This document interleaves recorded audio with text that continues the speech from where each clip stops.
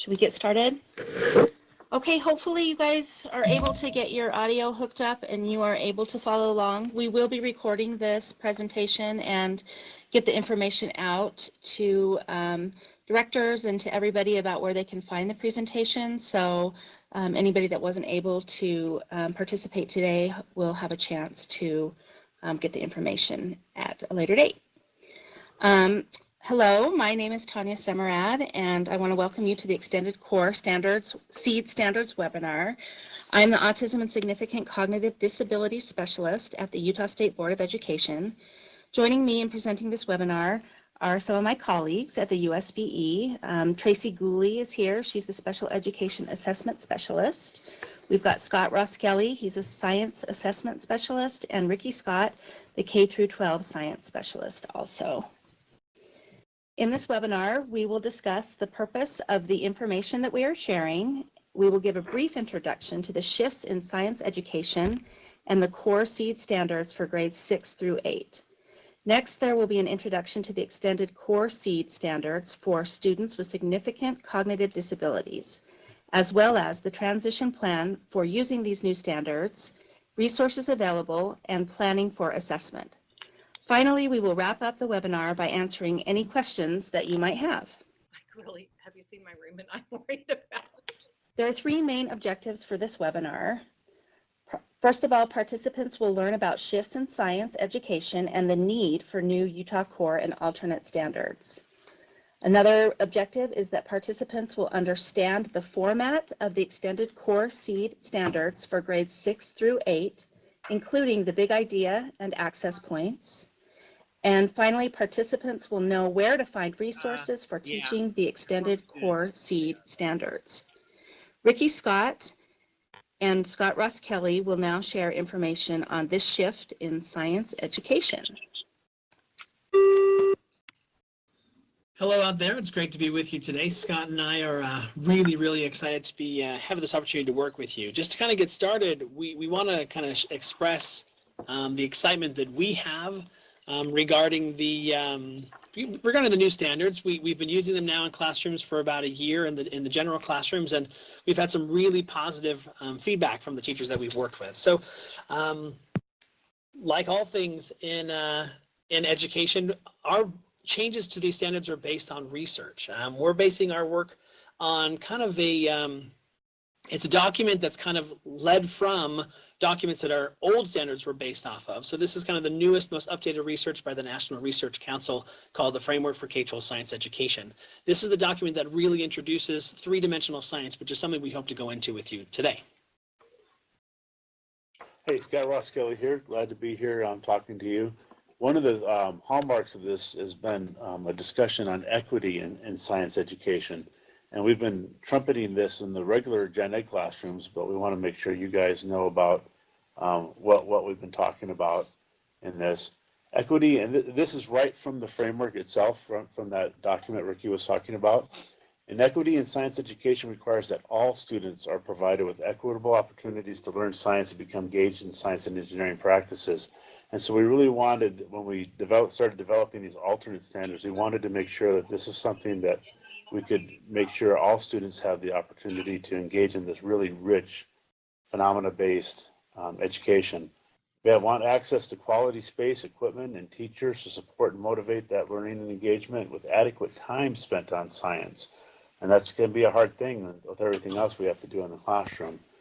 In addition, the issue of connecting to the students' interests is particularly important. We want to make sure that the students are looking at things they're interested in, that deepen that curiosity that all students bring to the classroom.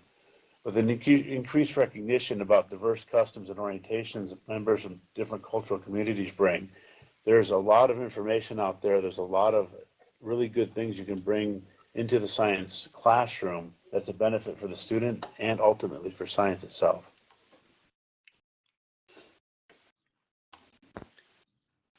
So what is the big difference now with these shifts?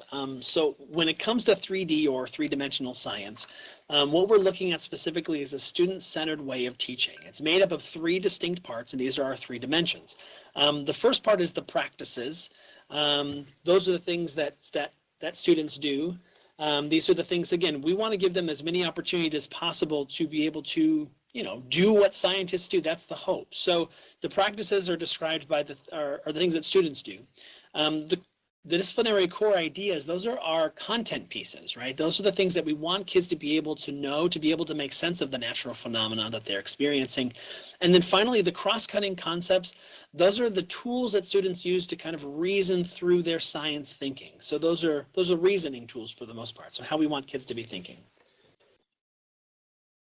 The next big thing to look at is, if you're familiar with our old 6th grade standards,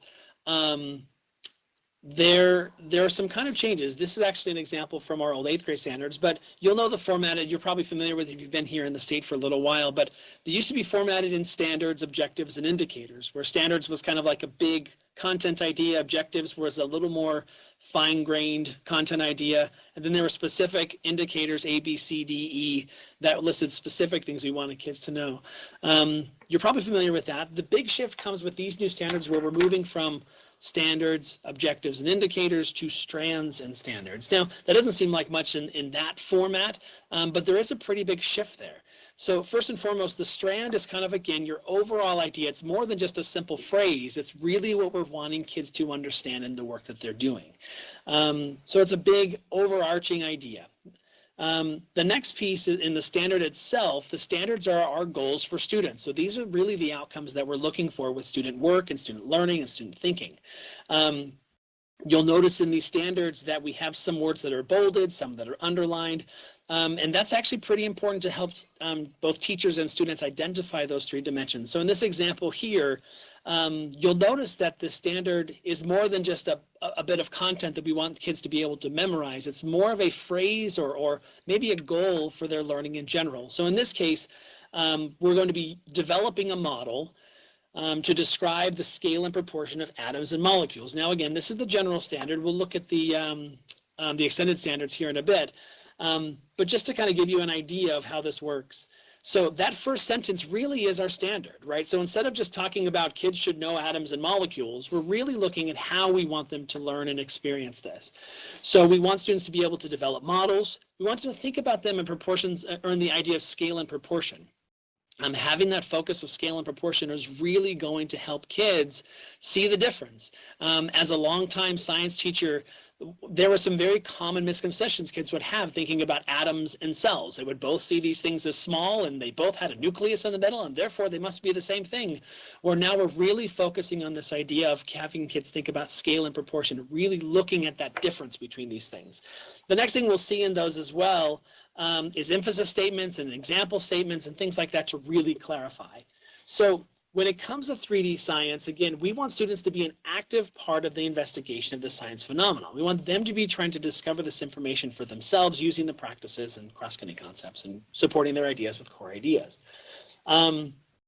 The big thing here is that instruction needs to focus on students discovering phenomenon and not covering content.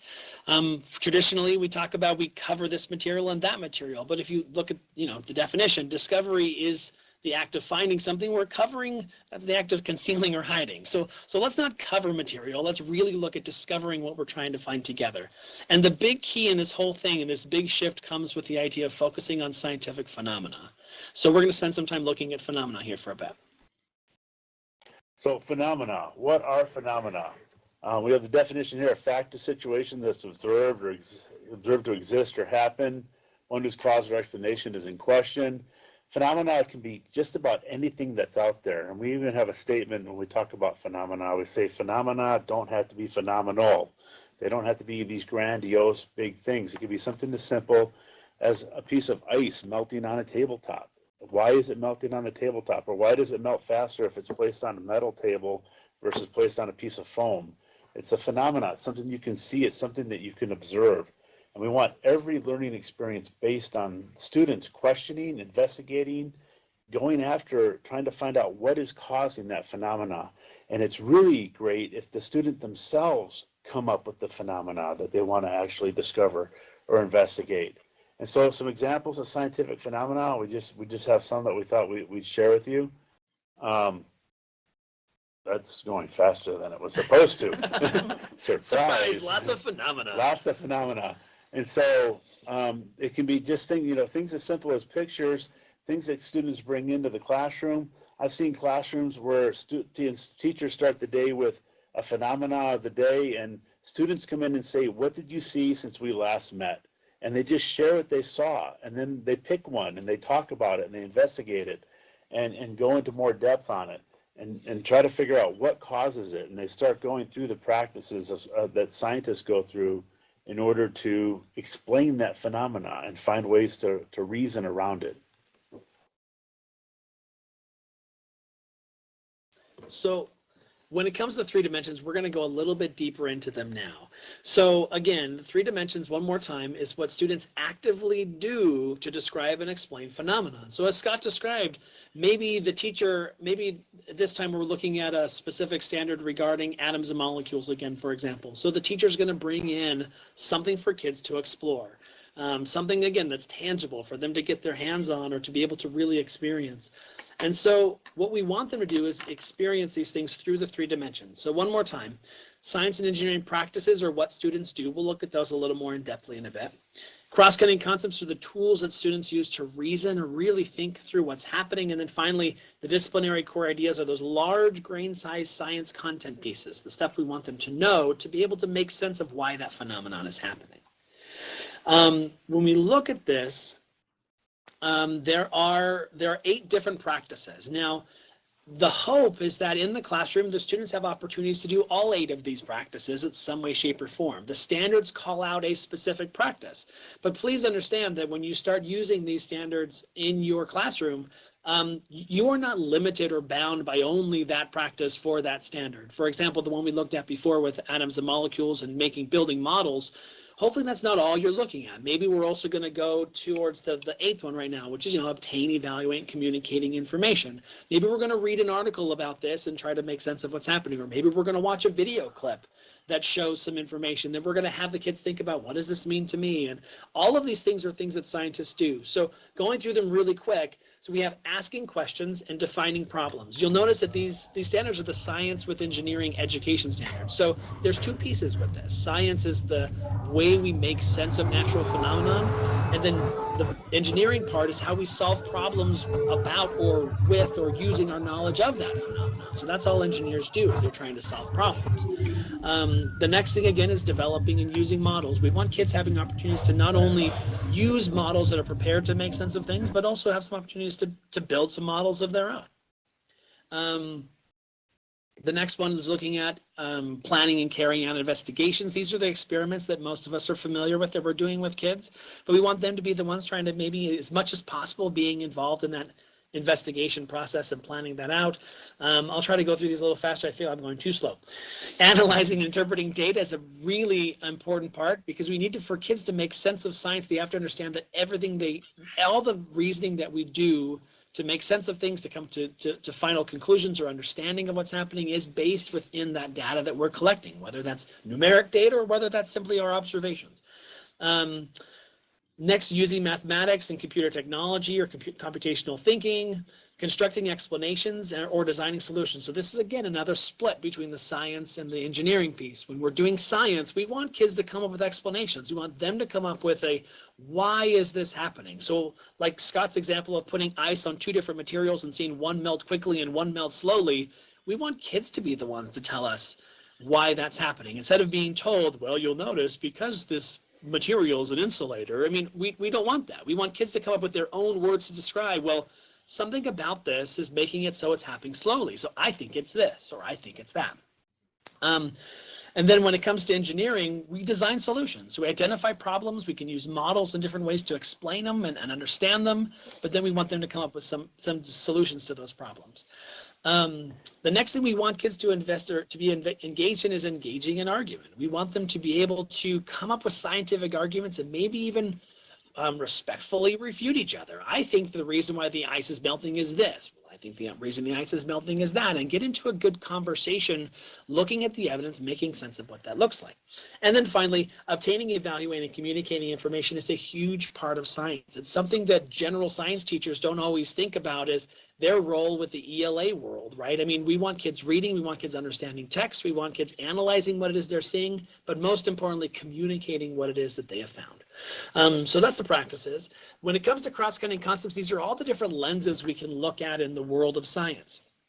We can have students look specifically at patterns and simply ask the question, what patterns are we seeing? What are we noticing when we're seeing the moon revolve around the earth and take different shapes along the way, or any other, I guess, example when it comes to patterns. But patterns are a huge part. The fact that in the natural world, things happen and they happen for a reason and they happen pretty consistently generally. So let's look at that. The next one we've already discussed is cause and effect. What a great tool it is for kids to be able to look at something and then immediately ask themselves, well, why is this? What is the cause? Or maybe they see something happening, like, well, what?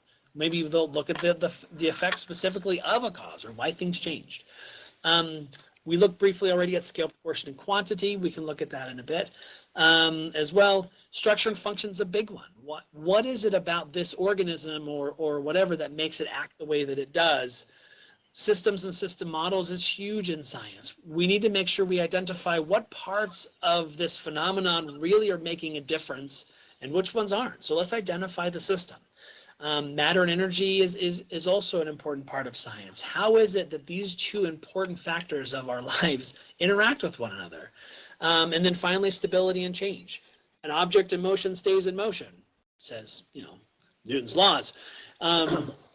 And again, that doesn't change unless something occurs. So let's look at what causes things to be the same and what causes them to change.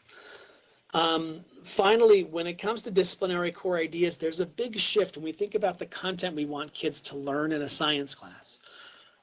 No, we hope, are the days where we simply give kids a list of vocabulary to memorize or maybe a worksheet and only a worksheet to try to make sense of science. And instead, what we want them to be able to do is use these ideas to try to make sense in their own learning. We want to use some larger grain size things. So again, we don't want to get focused on the minutia. We want to focus on the big things in life, in nature that are occurring, so we can try to make sense of that. And then again, we're really looking things conceptually as the key, specifically in this grade of 6 through 8. We're really looking at conceptual models.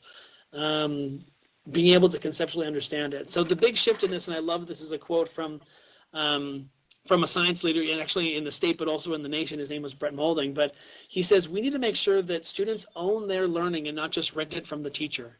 Meaning that when we tell kids what's important, they have no ownership of that knowledge. They need to be able to use it in what they're doing. So those are the big shifts in those 3 dimensions. So you guys are probably sitting there going, wow, there's a lot there. How in the world am I going to incorporate this in my classroom? Well, we do have some supports that are available for teachers. For those of us who've worked a while in the science field and in science education, we're excited about these changes. We see these changes as something very positive for all of our youth across the country. And so there are quite a bit of supports out there that have been developed initially to help our gen ed teachers, but are also available for you to use. At UEN, there are content courses that are available for you, the teacher. Now, these aren't for you to show the students, but they're for you to take. And if you're not sure you understand what the content is you're teaching in a new standard, you can actually log into your UEN account and sign up here at uen.org, and you can take online courses that will help you build your own content knowledge in this area, so you can have that confidence when it comes to answering questions from your students or directing your students on where they go. It'll give you basic content understanding, and there's one course for each strand in the SEED standard. So if you're teaching 6th grade students and you're looking at strand 6.1 and you want to understand more about the Earth, Moon, Sun system and astronomy and that Earth systems strand, then you can go there and actually focus on that.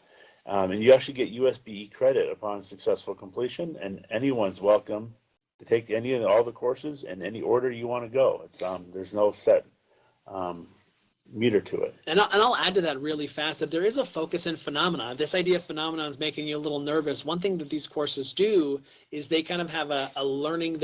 These are based in Canvas, and so there's kind of a discussion group of sorts that occurs for those that have and are taking the courses to share the phenomenon that they're thinking of and things that they could be using with their students. So it also is a bit of networking in that phenomenon focus as well. OER textbooks are available. These have been created by science teachers. They are available in two different ways. So 6th grade, 7th grade, and 8th grade each have a different book that are aligned to the new SEED standards, with each section standard having its own section with phenomenon for students to explore and investigate. There's a PDF format that's available for free download, or you can have printed hard copies if you want to have hard copies. And all you need to do is go to that link, schools.utah.gov/CURR/science, and you can see about getting those OER textbooks. They are a fantastic resource for use in the classroom, for use with your students. And every year they keep getting updated with new edits, and so the newest ones coming out will have the latest edits for what we do. Yeah, and just again to make sure it's clear that these books they're written by teachers, and so there's no royalties or any kind of like charges necessary. They're free to download. When it comes to the printed hard copies, if that's something you're interested in, we simply work with there's a printing company that we've worked with that have pretty reasonable costs, and you just pretty much pay for the cost of the workbook. I want to say that maybe with shipping, the books are $4, $5, $6 a piece. So I mean, they're pretty inexpensive when you compare that to a normal science textbook of $150, $200 or what have you. They're very reasonable. I enjoyed using them in my classroom when they first came out. So that's what we have in terms of resources for you right now. There's other stuff that Tanya and Tracy were talking about. But right now for us as the science people, are there any questions? You can just type those into the little chat area. We can type back, or if there's questions that everyone needs to have an answer to, we can put those answers out there also. Okay. Thank you, Scott and Ricky. So as you can see, that's a lot of information about science, and it's really useful and a good place to start. But when we're talking about our students with significant cognitive disabilities, we had to pull together and figure out a way to get standards developed for those students that align with this great new shift in science education. So what we're going to do now is I'm just going to walk you through some of that development so that you understand how we have these great new standards. So starting in July of 2017, so just a little over a year ago, the Utah State Board of Education brought together a group of educators from large and small local education agencies, including rural and urban school districts and charter schools. Special educators working with students with significant cognitive disabilities, as well as general education teachers with science content knowledge, made up most of this work group. However, we also had educators from local universities, as well as USBE staff that were involved in writing the extended core SEED standards in this work group that we brought together. So this work group worked through the summer and early fall to write a draft of standards to present to the Utah State Board of Education. They looked at each core SEED standard and created aligned alternate achievement standards, which are reduced in depth, breadth, and complexity for students with significant cognitive disabilities. It was a really exciting project to see these special education teachers and general education science teachers working together with the interest of this particular population. So then the completed draft of the extended core SEED standards was presented to the Assessment and Standards Committee at the Utah State Board of Education in December of 2017. With the committee's approval, the standards went out for stakeholder feedback through a survey, as well as in-person meetings throughout the state. Leaders from the work group reviewed the stakeholder feedback, made changes based on that feedback, and the full Utah State Board of Education approved and adopted the extended core SEED standards for students with significant cognitive disabilities for 6th through 8th grade. So now Tracy Gooley will share with you some more specific information on the standards, assessment, and resources. Okay. So first of all, we wanted to share with you some of these documents. So we've just covered a lot of things. We covered really what the intent with the new Gen Ed core standards are, and then also that we have these new extended core standards. One other document out there that might be helpful to you is this document that was created about a year or so ago, who is a student with a significant cognitive disability, because sometimes that can be the biggest challenge, is understanding who these extended core standards, what type of student they really are for. So you can find all of these. I'm going to try to get out of this and jump over to the web. So you can find all of these on our USBE website. I just wanted to show you where you can locate these. So if you go to schools.utah.gov and you go down to departments and come over to special education services. And under this little hamburger menu thing, you're going to find programs and topical areas. This is, I think, the hardest one to remember. And then you have a link that takes you over to the Significant Cognitive Disabilities webpage. And on here, under this very first one, you'll find this document about who is a student with a significant cognitive disability. So it just really walks you through what these kiddos really look like, the things that IEP teams should be considering when making these decisions, because this is really the foundation of that start of why students need instruction in the alternate achievement standards. So that's kind of really where this all starts, is identifying those students. And then back on this webpage here, the Significant Cognitive Disabilities webpage, under the Alternate Achievement Standards tab, you will find towards the bottom here the new Extended Core Science with Engineering standards. You'll also find our old extended core standards for students in all of your other grades. On this webpage as well, we will be linking to an instructional resource document and a few other things that we're working on. So as the year goes about, this is going to be a page right here where you'll find updated information and resources and things that you can use during instruction for your kiddos. Okay. So that's where some of those documents are located.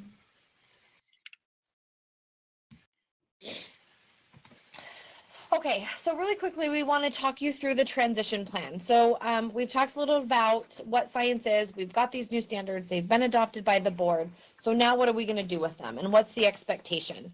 So when looking at this timeline, really what the expectation with instruction is we're going to have this school year, 2018-19, and next year, 2019-20, a 2-year kind of transition year for teachers. So this will allow you some time to start playing with these new standards for your 6th through 8th grade students, start becoming familiar with these new practices and cross-cutting concepts, start looking at what really is phenomena and how do I really think about starting to teach these new standards. So we get kind of a 2-year transition year for that.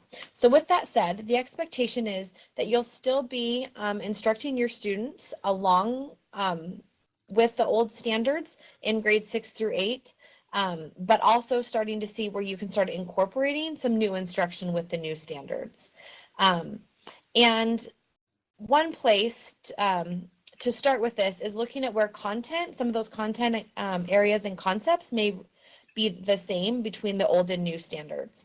One of the things we are currently working on and hope to have ready to the field this year is we are looking at trying to create some sort of crosswalk or some sort of linking between the old standards and new standards. So it will help teachers start to understand that maybe the things that you currently are doing in your class still tied to the new standards, but maybe we just need to make a shift in how we're presenting that content and information to students. So stay tuned for that. One of the big questions that we've got right now is assessment. So we've got these new standards that are coming out. What's happening with assessment? So for the next 2 years, so this school year and next school year, we will continue to use UA for our students. And with that said, that's why the old standards will still need to be in practice because that's what's tied to that UA component. So we'll still use that. 2019, school year 2019 and 2020, we should hopefully be in the process of having a new RFP award to a vendor to help us develop an assessment that will be aligned to these new SEED standards. So that's really our timeline for making the shift in assessment. So the idea will be that in school year 2020 and 2021, students will be on a new assessment, and that will be the first year that those standards would really be required to be implemented. So I just want to pause here for a minute because that was a lot of information, and just see if anybody has any questions around the expectations of what we're doing with instruction around these new standards and assessment.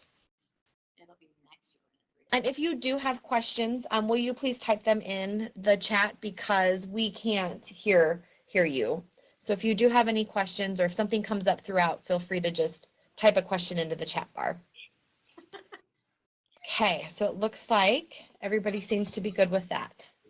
So let's roll into what do these new standards really look like for our students. So like Tanya said, we brought in a committee of teachers of students with significant cognitive disabilities. We brought in a committee of teachers with the science expert because, you know, really honestly, those of us teachers that are instructing these students with significant cognitive disabilities don't always have the greatest knowledge in that content based. So we needed someone to help us understand that content to be able to say, okay, how do we take a gen ed standard and reduce that in that depth and breadth and complexity and make it accessible for our students with significant cognitive disabilities. And I'll add really fast, since this is Ricky Scott again, as one of the content people in that room, it was a wonderful process because as some of us science people in the room started kind of talking our jargon, we had great teachers in the room also kind of being like, now, can you explain that in English? And so we were really able to kind of make this document as usable for both teachers and students as possible. So I'm really happy with how it ended out. Yeah. I just wanted to add that really fast. And I think sometimes that's the most difficult part, especially, you know, for teachers of students with significant cognitive disability. It's that content piece, right? Like how I have to understand what the content is to be able to break that down. And so later on, we'll take you into some of these resources that'll be a great place for you guys to start exploring what is the content of these standards. But when the committee got together and started looking at format, that was the first thing we looked at. And so a little bit of background into some regulations and some things that go on with our alternate standards and alternate assessments. An alternate achievement assessment for students is required to have at least 3 access points for students. So we talked about that when we looked at developing these standards, and the committee all felt like that was something that was really important to build into the standards. So those of you that are familiar with our essential elements that we use for these students for ELA and math, DLM in their assessment has these linkage levels, right, that are those access points, but the standards themselves don't build in those components. So this is really kind of a unique and fabulous move that we've made with these new standards. So with that, the teachers also felt like, because sometimes science content can just be so big for us and so complicated for us as teachers, that we added a big idea to this. So if you'll notice here, we have the big idea and we have 4 different access points that are in each standard. So looking at an example of one, so when you open up the standards, if you have not looked at them already, you'll see that there'll be the Gen Ed standard there that lists that, and then you'll have the extended seed standard. Below that, you get the big idea, which breaks that concept down a little bit further in that complexity component. And then underneath the big idea, you have your access points. So the group really felt like labeling these access points, we had that emerging, developing, approaching, and then proficient. And that proficient point really is that alternate standard. So, and you can see in here that some of the practices and cross-cutting concepts carried over into our standard. So for example, here we had develop and use a model, which is the practice, and the cross-cutting concept was system. So the extended seed standard held on to that, but the reduction in that complexity is that instead of develop and use a model, students are just asked to use a model, right, to show gravity and motion in the solar system. And then I think it's really great because each work group that sat down and did this put a lot of thought into how they reduce that complexity down to the emerging level. So I think these standards really do have multiple access points that really do fit what goes on with our kiddos in the classroom. So then this brings us to resources. With this said, what kind of resources do we have that we are working on here at USBE and may already have in place to help you guys in supporting the exploration of this instruction? So we are currently working on a frequently asked questions document, and we are pretty much done with that. We wanted to hold it over and see if there were any other really good questions that came out of today's webinar to add to that. So that will be coming out hopefully pretty soon here on the website. And of course, we'll get that information out to your special ed directors and curriculum directors too. So keep an eye out for that. Do you want to talk about the action list? Oh, yeah. So we're also developing, and this is not quite as far along, an action word list.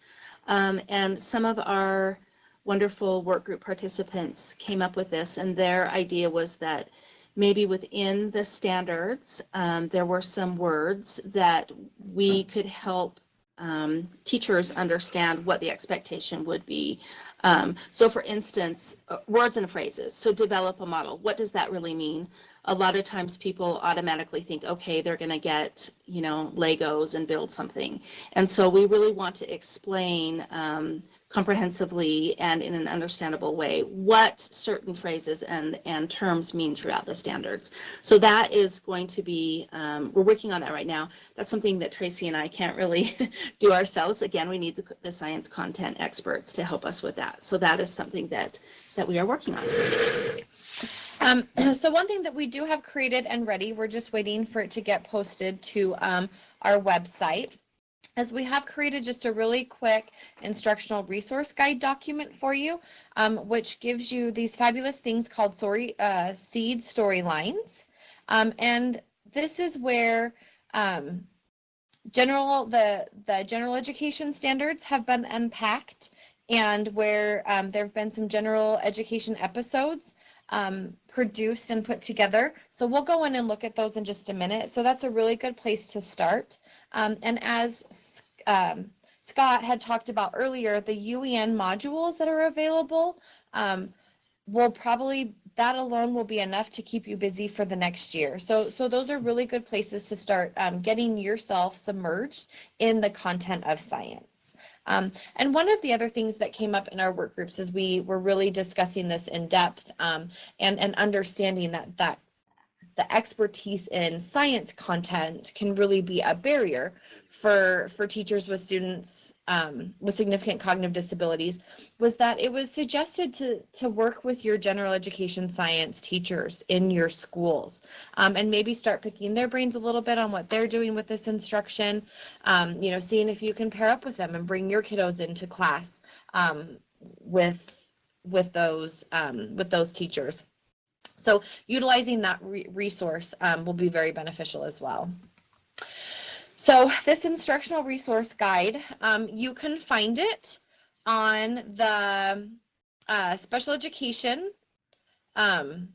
website. So it's not posted there yet, but we had just looked under that alternate achievement standards tab on the significant cognitive disabilities webpage. You'll find that hopefully by the end of this week, if not next week, located underneath the standards here.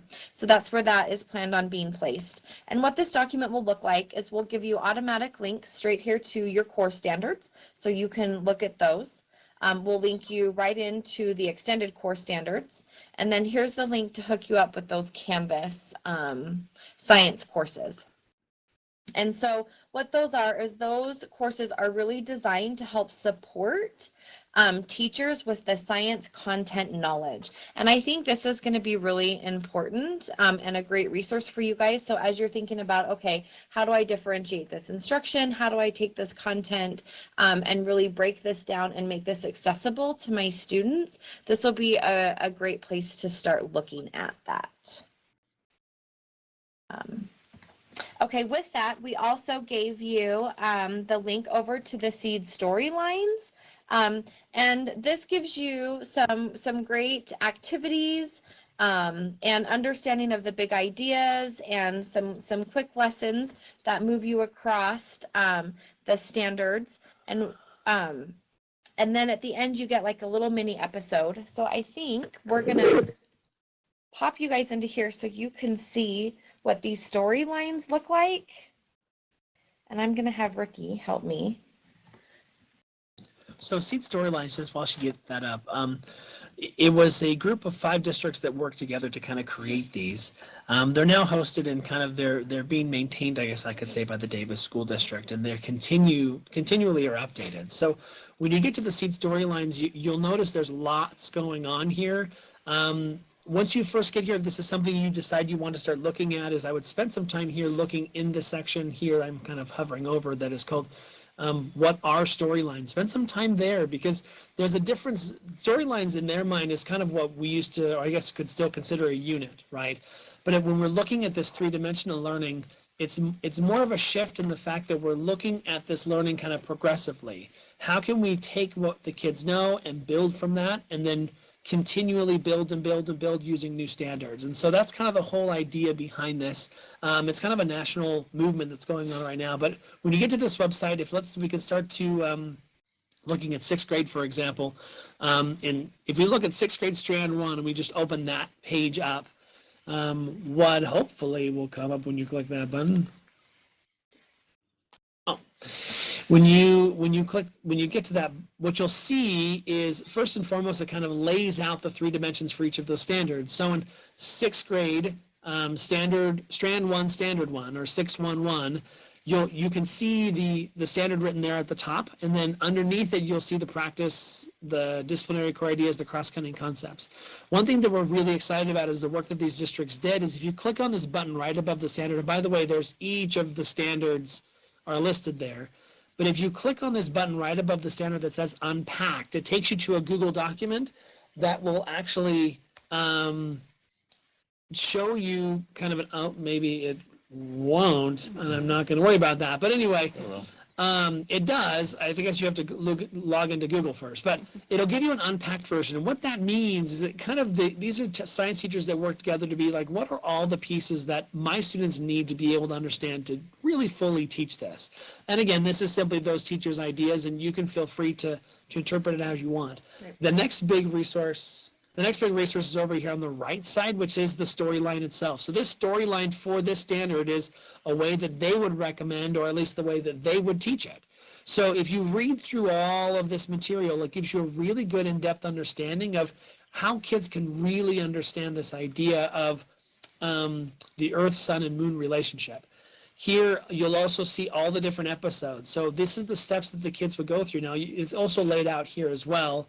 So each of these episodes will kind of lead you to, now just so you know, each of these is not a specific lesson. Some of these things are a 10-minute piece. Some of the reason why they're not called a lesson is because the episodes are really based on what you think your students need. So these are just a bunch of different episodes that come up, and you'll see at the bottom they have an assessment that they put together as well. So a great resource for teachers that are using these standards, and again, continue to grow. When you click, I don't know why it's not showing here for some reason, it might be our network, but underneath this episode line here, it says to view this content, click reload. There's actually a way that other teachers using it can actually give feedback and even rate them. Like, I really like this one, and here's what I did to adjust it. So it's really becoming this network of teachers working together on how they're really attacking these new standards with this phenomenon-based thinking and the 3 dimensions, and it's been pretty exciting. So, and I just want to add, a lot of this is really geared around that instructional component around the general education standards. So just keep in mind when you're looking at these content pieces and episodes, you're still going to have to look at how do I differentiate this and how do I bring down and remove some of that complexity component for our students. So just keep that in mind when using this. But this is a great launching point and gives you something to work with that you can then look at altering or changing or doing what needs be for your students in your class. Okay. And so it looks like there's probably some other things on this website too that gives you some resources as well. Sure. So, I mean, as far as other things that are available on this website, when you get into the resources section, there's all kinds of different materials you can look at. Here's actually links to the storylines. There's really a lot of information here for teachers to be able to look at. They have a blog that they've kind of put together to allow people to be able to comment and write articles on what their experiences have been. So again, there's a lot going on here that again, just kind of as a support for teachers while they're working on these things together. Okay. All right, back to the PowerPoint. And so with that, really that brings us pretty much to the end of, what we have as far as, the intentions of what these standards are for, the students, the resources that we have available for you to start reaching out with that instruction. So we just want to take the time to open it up to any questions that you guys have or concerns. So here are the standards. Start at the end of Okay. So, and again, remember your questions will need to go into the chat box. Okay, so well, hopefully this is a good place for you guys to start with and launch with, and go ahead and grab those standards and open them up and just start reading through them and exploring them and using some of these resources, looking at those UEN modules to begin familiarizing yourself. And so we will continue to keep the field updated throughout the year through your special education directors and coordinators about any new resources that come out or any new movements. And we are always open for feedback too. So if you find something fabulous out there, maybe on another state that's doing something great already for students with significant cognitive disabilities around these new standards, let us know. Tanya and I are always very open to any feedback. And then if you have any other questions or concerns or looking for support, you can always email either Tanya or myself at any point. So, and I don't know if you had noticed when you first logged on into the webinar, there was a screen that had popped up with a couple documents to download. So on that was the PowerPoint and the instructional resource guide, as well as that one pager on who is a student with significant cognitive disability. So if you were not able to download those, feel free to send us an email and we can pass this information along to you as well. And just again, this has been recorded today. We will get the link out for how it can be viewed again to directors, and so if you need to watch it again or there's other people that you feel like would benefit from viewing this, then we will get that to you. I just want to thank you guys for joining us today, and thank Tracy and Ricky and Scott for all their hard work, and thank all our educators that helped us, who really did the writing of the standards. They did such a great job. So with that, I think we're out of here. Thank you so much.